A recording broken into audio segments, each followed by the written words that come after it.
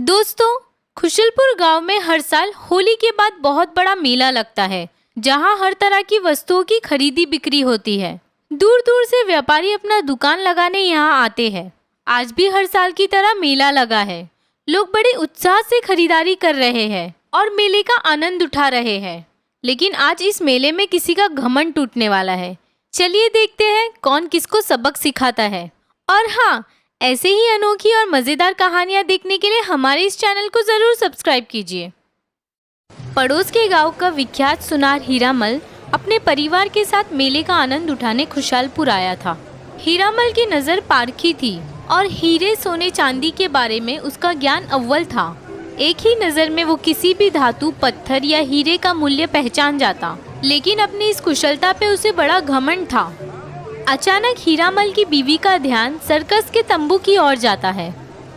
ए जी, चलिए ना, हमारे बब्बू को सर्कस दिखाते हैं। भाग्यवान आप और बब्बू देखिए, मैं जरा बाजार घूम लेता हूँ। जी ठीक है जी। सर्कस का नाम सुनते ही बब्बू खुशी से नाचने लगता है। ये सर्कस सर्कस, चलिए ना माँ जल्दी, सर्कस खत्म हो जाएगी। धत पगले, अभी तो शुरू भी नहीं हुई है। हीरामल टिकट निकाल के बीवी और बेटे को सर्कस के तंबू में बिठाता है और खुद मेले में सैर सपाटा करने निकलता है।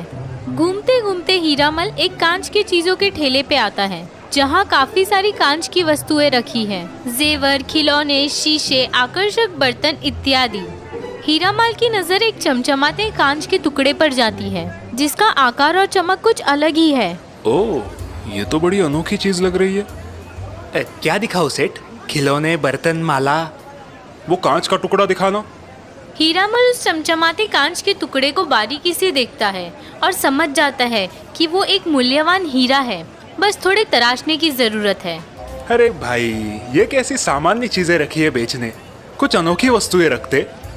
जी सेठ जी, अगली बार जरूर कोशिश करूंगा। अभी आपको कुछ पसंद आया है? वैसे तो कुछ खास नहीं दिख रहा। ये कांच का टुकड़ा ठीक ठाक लग रहा है।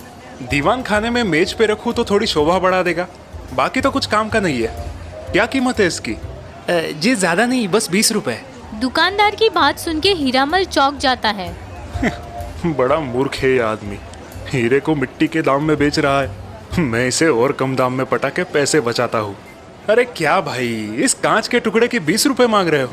मैं इसके ज्यादा से ज्यादा 15 रुपए दूंगा बस। क्या, सिर्फ 15 रुपए? नहीं नहीं सेठ जी, लेना है तो 20 में ही लीजिए, वरना जाने दीजिए। कोई मूर्ख ही इसे 20 रुपए मिलेगा। चलो जाने दो, मैं चलता हूँ। ये जरूर मुझे वापस बुलाएगा, मैं निकलने का नाटक करता हूँ। ऐसा सोच के हीरामल वहाँ से निकलने लगता है।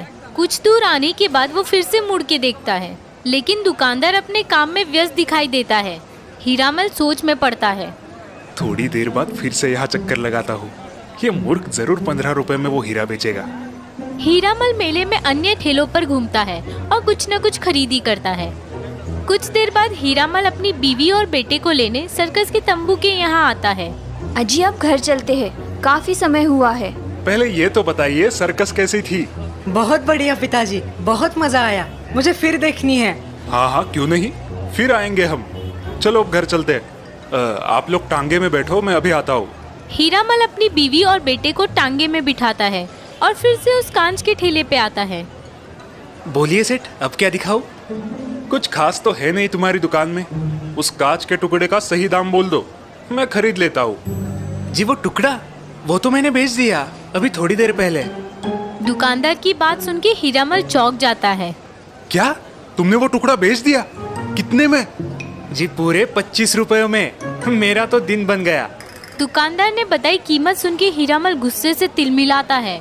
सिर्फ 25 रुपए? अरे मूर्ख, तुम्हें पता नहीं वो कांच का टुकड़ा खास था, कोई सामान्य कांच का टुकड़ा नहीं था वो।